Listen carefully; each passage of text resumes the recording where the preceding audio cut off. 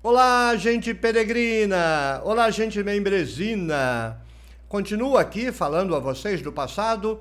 27 de outubro, sábado, são precisamente 10 horas e 26 minutos dessa manhã. Vou gravar, acho que o quinto livro dessa manhã, Ética, volume 6 de O Método. Começo na página 69 e a nossa pretensão é ler e comentar o vídeo inteiro. Esse é o 13º vídeo da série. Estamos então no capítulo Ciência, Ética, Sociedade. Bem, tem duas epígrafes aqui. Ciência e tecnologia triunfaram e fracassaram ao mesmo tempo. Desse nome difícil, Wojciechowski, algo assim. A moral é produzida pelo social, afirma-se, com razão, mas sem verificar que o social também é produzido pela moral. Costas Axelos. No século XVIII, a ciência moderna constitui-se de maneira autônoma. O seu postulado de objetividade estabeleceu por si mesmo a disjunção entre saber e ética. Cabia-lhe proteger o seu imperativo conhecer por conhecer, independentemente das repercussões morais, políticas, religiosas. Inicialmente marginal nas sociedades ocidentais, a ciência introduziu-se nas universidades no século XIX. Depois, no século XX, no coração das empresas industriais e, enfim, nos estados, que financiam as pesquisas científicas e recolhem os bons resultados para os seus fins. O desenvolvimento científico determina agora o desenvolvimento da nossa sociedade, o qual determina o desenvolvimento científico. Retroalimentação o tempo todo. Morin é isso. Aquilo que valia para a ciência nascente, marginal e ameaçada, não vale mais nesta época, séculos 20 e 21, em que a ciência é gigantesca e onipresente. Ciência, técnica, sociedade, política. A relação ciência-técnica tornou-se tão indissociável que a expressão tecnociência se impôs. No começo, a ciência necessitava de técnicas para experimentar e experimentava para verificar. Um processo entrou em ação pelo qual a manipulação técnica passou a estar cada vez mais a serviço da ciência, mas também aí a ciência está cada vez mais a serviço da manipulação técnica. O desenvolvimento do conhecimento pelo conhecimento, propriamente científico, é agora inseparável do desenvolvimento do domínio propriamente técnico. Na tecnociência, a Big Science, hipertecnicizada, engendram-se poderes titânicos. A técnica, gerando incessantemente novos poderes, pôs-se a serviço da economia para criar e desenvolver as indústrias, os transportes, as comunicações. Impulsiona, assim, os desenvolvimentos econômicos contemporâneos, enquanto a pesquisa científica em certos domínios de ponta, como a química e a genética, também entra no mundo dos lucros e, com isso, leva esse mundo para a ciência. Todos os desenvolvimentos e todas as transformações históricas das nossas sociedades contam entre as suas causas e efeitos os desenvolvimentos da tecnociência. A ciência tornou-se, assim, uma potência motora social. Os seus êxitos no conhecimento puro, como a elucidação da estrutura do átomo, ou depois a elucidação da estrutura do gene, permitiram em pouco tempo o surgimento de instrumentos formidáveis de destruição e de manipulação. No primeiro caso, sob a impulsão da Segunda Guerra Mundial e da Guerra Fria.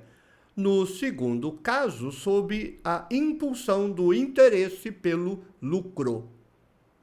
A ciência, aventura desinteressada, cai nas malhas dos interesses econômicos. A ciência, aventura apolítica, torna-se refém das forças políticas, em primeiro lugar, pelo Estado. Os cientistas não controlam os poderes que emanam dos seus laboratórios. Esses poderes estão concentrados nas mãos das empresas e das potências estatais. Certo, durante a Segunda Guerra Mundial, Einstein tomou a iniciativa de recomendar ao presidente Roosevelt a produção da bomba atômica. Mas assim que foi produzida, a arma escapou do controle dos cientistas. Foi justamente essa perda de controle em benefício dos políticos responsáveis pela Guerra Fria que suscitou a angústia, até mesmo os remorsos dos cientistas, algo traduzido pelo Boletim de Cientistas Atômicos, publicado por Oppenheimer. Einstein ainda era um Moisés guiando a humanidade em nome da ciência. Oppenheimer tornou-se um Jeremias chorando as desgraças geradas pela ciência.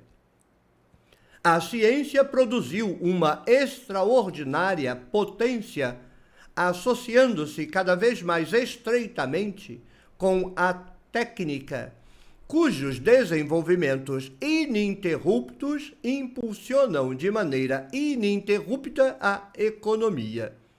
Todos esses progressos ligados transformam em profundidade as sociedades. Assim, a ciência é onipresente, com interações, retroações incontáveis em todos os campos, criadora de poderes gigantescos e totalmente impotente para controlá-los. O veículo ciência, técnica, sociedade, política é evidente. A época em que os juízos de valor não podiam interferir na atividade científica está encerrada. A mancha cega. Essa seção A Mancha Cega é um tanto quanto grande, mas eu penso que vale a pena, pelo menos, começar a ler. Senão, esse vídeo terá ficado muito pequeno. Foi muito difícil, por muito tempo, conceber que a ciência, identificada à razão, ao progresso, ao bem, e sim, a ciência pode adequadamente ser identificada, sim, a despeito dos idiotas de plantão, à razão, ao progresso e ao bem. Todavia, também ela pode estar associada profundamente ambivalente na natureza. A consciência dessa ambivalência começou a espalhar-se a partir dos anos 1980, quando ficou claro que as duas grandes catástrofes ameaçando a humanidade, a catástrofe nuclear e a catástrofe ecológica, seriam impossíveis sem o desenvolvimento da ciência. A catástrofe nuclear preocupa tanto os estados que aquele que detém mais poder nuclear está se lixando. Os Estados Unidos se lixa para o seu arsenal nuclear. Ele não quer que os outros tenham. O problema são os maus terem. Quando o povo de Jesus Cristo, Estados Unidos, e o povo de Yahvé, Israel, tem, isso é bom para a humanidade. Se você tem cocô na cabeça, você deve aprovar isso. O mesmo vale para a preocupação ecológica. Meus ovô! A preocupação ecológica se resume aos países avançados quererem manter os países subdesenvolvidos e em desenvolvimento paralisados. Eles mesmos não cortam 1 centímetro de sua industrialização, salvo a imbecil da Europa, que, obedecendo aos canalhas dos Estados Unidos, canalhas, faz o seu povo de idiota. Europa és burra. Europeus sois otários. Somente uma minoria científica percebeu esse vínculo, especialmente os que se reuniram no Movimento Universal pela Responsabilidade Científica, do qual o Prêmio Nobel Jean Doucet é o presidente.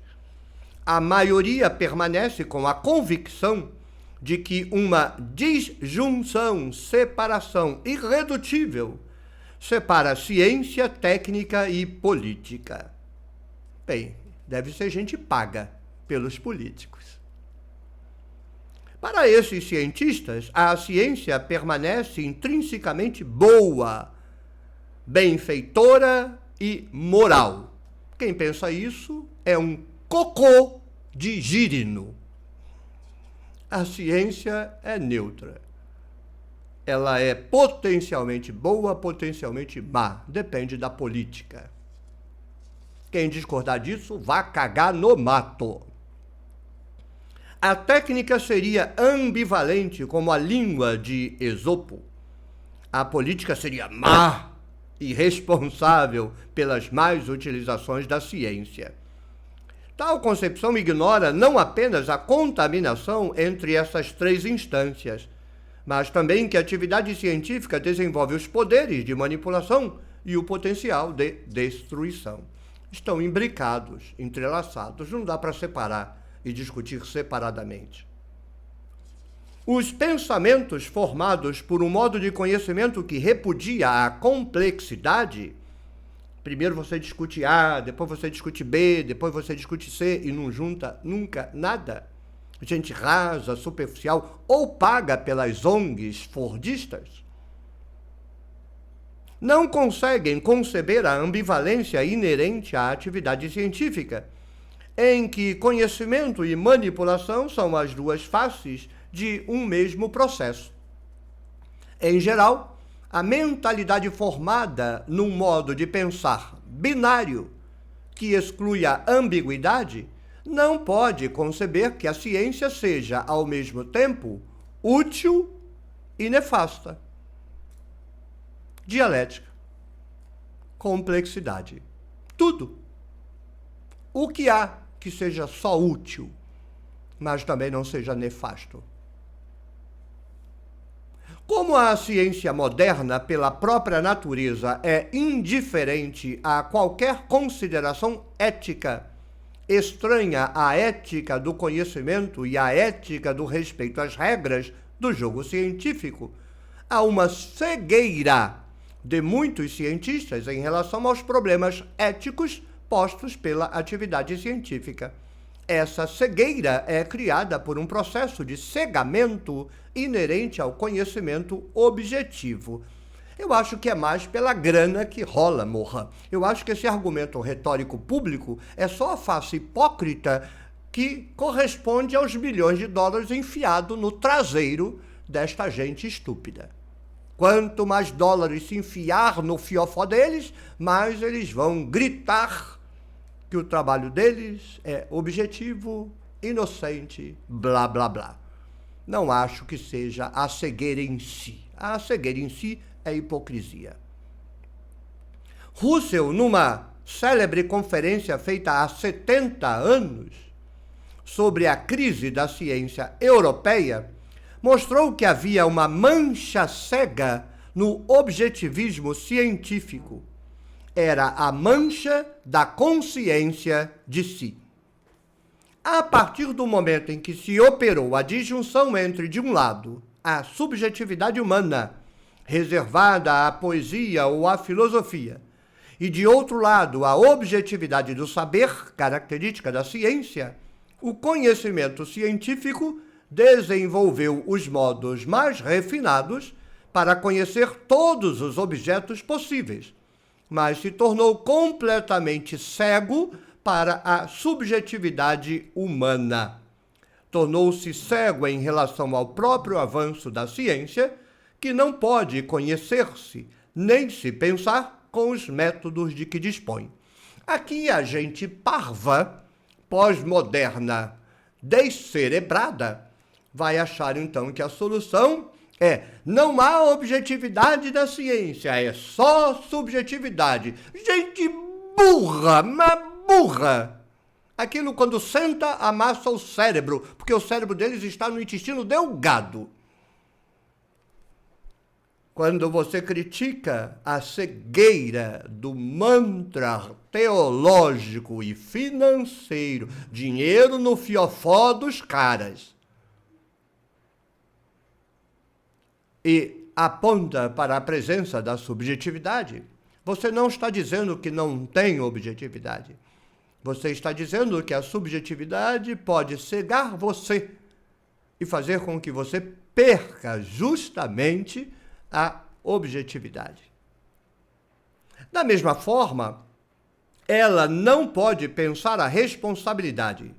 Para que exista responsabilidade, é necessário um sujeito consciente. Ora, a visão científica clássica, determinista e reducionista, elimina a consciência, o sujeito e a liberdade. Ergo, a noção de sujeito consciente e a ideia de responsabilidade não podem ser ideias científicas. Para que exista responsabilidade, necessita-se de ao menos um ser humano. Ora, a hiperespecialização disciplinar das ciências humanas desintegra a noção de homem. No século XX, nós não fomos campeões do genocídio. Nunca matamos tanto na história quanto no século XX. Mas no século XX, nós matamos também a ideia de homem. Ora, a hiperespecialização disciplinar das ciências humanas desintegra a noção de homem. As diferentes ciências sociais, a demografia, a economia, não precisam mais do ser humano. E até mesmo algumas disciplinas psicológicas o eliminaram em nome do comportamento ou da pulsão. Não é apenas a responsabilidade humana que não pode ser cientificamente concebida. Nem mesmo o homem o pode ser. É por isso que eu odeio determinadas perspectivas científicas. Eu me aproximo, observo. Se na prancheta está o ser humano, eu levo a sério. No Brasil, até recentemente, se bajulava o estruturalismo. Quando eu começava estudos sérios de exegese, à minha volta um monte de gente besta louvando o estruturalismo. Depois eu descobri que naquele tempo já fazia 50 anos que o estruturalismo tinha morrido na Europa. Mas a gente besta à minha volta achava que o estruturalismo era a solução. Nunca, mas nunca, esse pecado, tenho orgulho de dizer, nunca acreditei na imbecilidade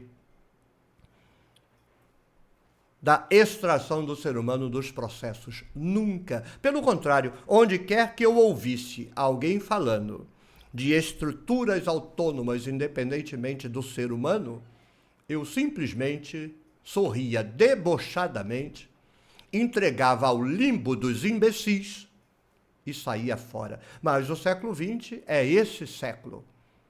O genocídio de pessoas reais, pobres, e a destruição da ideia de homem. Matou-se o homem, matou-se o autor. Gente estúpida. Gente estúpida. Se você gostou, clique no joinha. Deixe o seu comentário. Compartilhe o vídeo com sua rede de contatos. Torne-se membro do Clube de Membros da Tenda do Necromante e apoie o meu projeto de tradução da Bíblia. www.nossabiblialivre.com. Tchau, tchau. Até o próximo vídeo. Até a próxima O Necromante Lê. Eu leio, mas também comento.